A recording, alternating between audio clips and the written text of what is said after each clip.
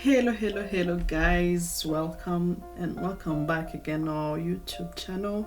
The episodes ni Mrs. P nanone nagarukanye salade y'imbuto, ni salade bita fruit salad mu cyongereza, ubwo ni salade y'imbuto mu kinyarwanda. Iyi ni salade guys ushobora gukorera umuntu udakunze kurya imbuto. Hari abantu badakunda kurya imbuto akumva ni nk'ibintu bimugoye rwose, cyangwa salade ushobora gukorera umwana ugira imbuto zimwe akunda kurya izindi ntakunde kuzirya. Wifashisha rero ushobora kwifashisha ubwoko bw'imbuto burenga nka 5 cyangwa 10 bitewe n'ubushobozi bw'imbuto wabashije kubona. Ngewe uyu munsi nifashishije strawberry, inkeri, pineapple cyangwa sinanasi, watermelon cyangwa watermelon, orange, icunga, green grapes sinzi ko mu kinyarwanda nazita. Nifashisha na banana, umuneke, ndetse n'ibindi bavangemo nyuma. Natangiye nkata rero za strawberry, ndazikatamo dutoya. Mbere yo gukorera iyi fruit salad, ikintu ugomba kwitondera ni ukuronga imbuto zawe, ukazironga cyane, nawe ugakaraba intoki cyane, ukamakinga sure ko ukarabye n'isabune, umwanda ukagushiraho n'isabune ikagushiraho neza cyane. Urumva uburi bukore kuri buri rubuto. Niba ari umwana ugiye guha, niba ari umuntu mukuru, ntabwo agomba kurya umwanda. Yego, icyo ni cyitonderwa muri iyi salade, ndetse n'andi masalade ushobora gukora cyangwa ibindi bintu by'ibiribwa uba ugiye gukoza intoki. Nakurikijeho apple, nakoresheje na apple cyangwa se pome, nakoresheje y'umutuku, niyo ngewe nkunda gukoresha. Ufite n'icyatsi bayikoresha, nayo nayikasemo uduce dutoya. Nakurikije inanasi.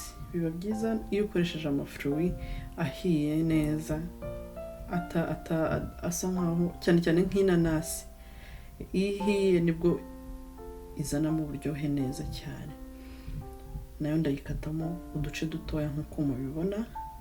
Nindangiza, nimara kwikata nayo ndayivanga. Ni fruits zikiri fresh, nizo nari mvuye kugura rwose uwo munsi. Ndavuga ni reka nze mbereke akandi kantu ushobora gukora keza rwose, kandi n'agasalade kihuta ushobora gukora kenshi, ukaba wakabika mukakaryaho nk'iminsi nk'ibiri cyangwa 3. Nakoresheje rero na green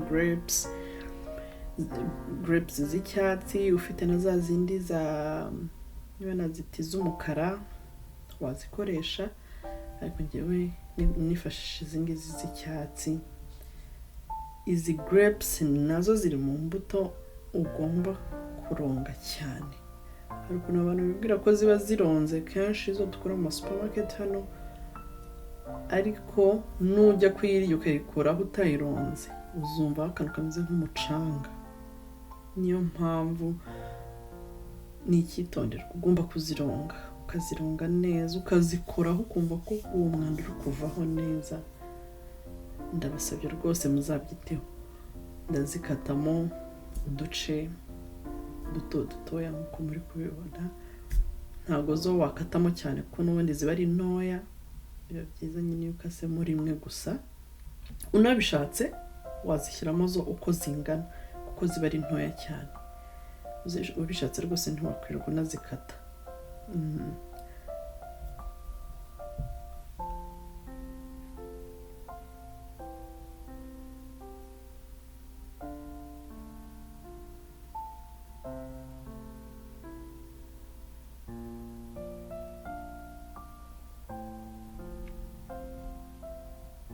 Nazo maze kuzikata rero, nahise nzivanga na za mbuto zindi nakase mbere.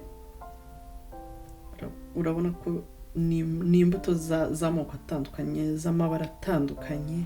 bitanga results isa neza cyane. Ndafata n'ironji cyangwa se orange, urayikata gutyo, ubishatse wanayitonora kwa kundi utonoresha intoki, ariko njye nashakaga ibyihuta niyo mpamvu nayikase n'icyuma gutyo muri ubwo buryo, ntabwo biyibazura nabwo cyane.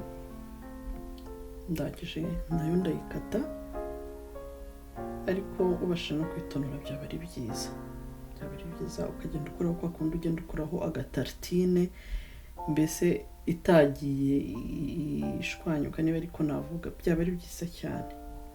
Ariko nuko ntacyo bitwaye. Nakoresheje n'umwembe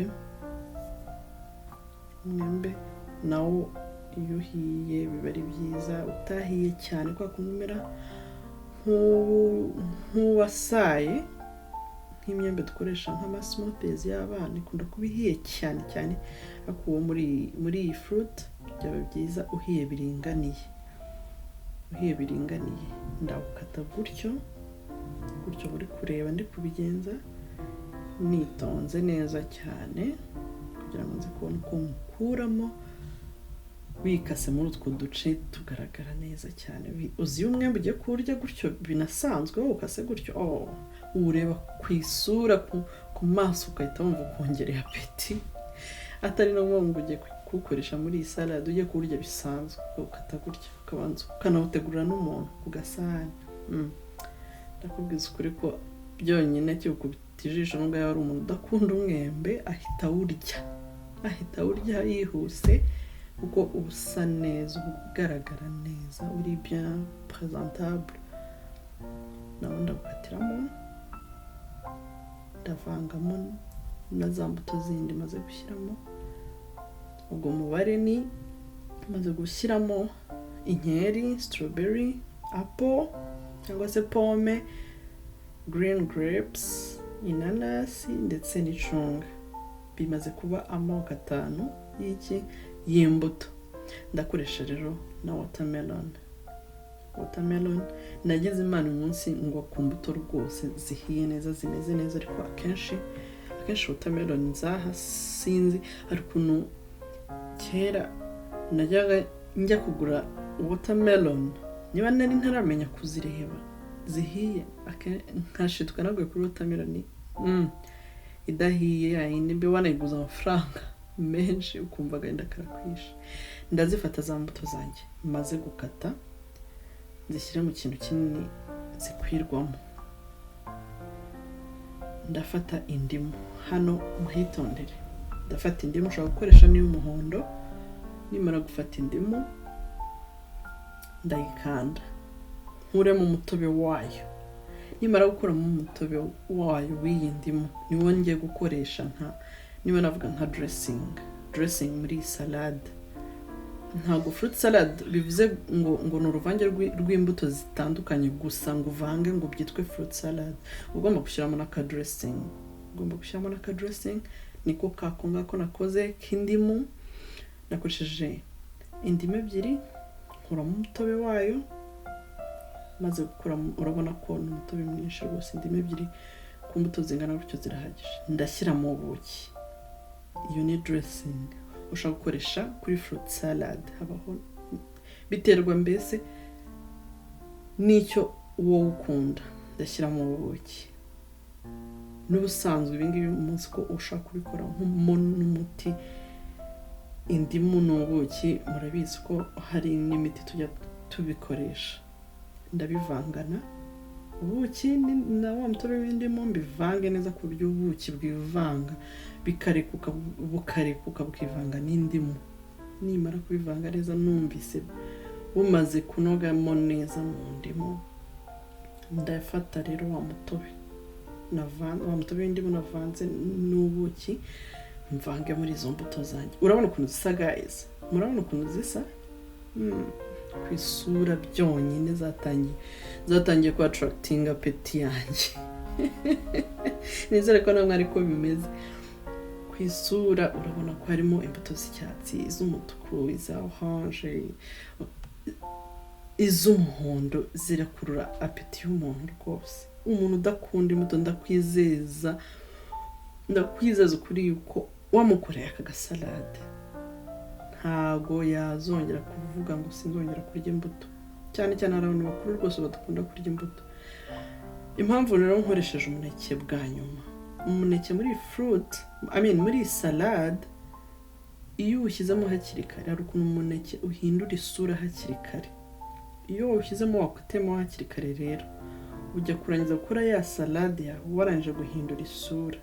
Hari ukuntu umuneke iyo umaze akanya utonoye usa nk'ujya kuzana akabaraho k'umukara ukuntu, ntabwo ari byiza rero, ntabwo biba bisa neza. Niyo mpamvu biba byiza iyo ufashe ukawukatiramo warangije gutunganya imbuto zawe zose ugiye gukoresha.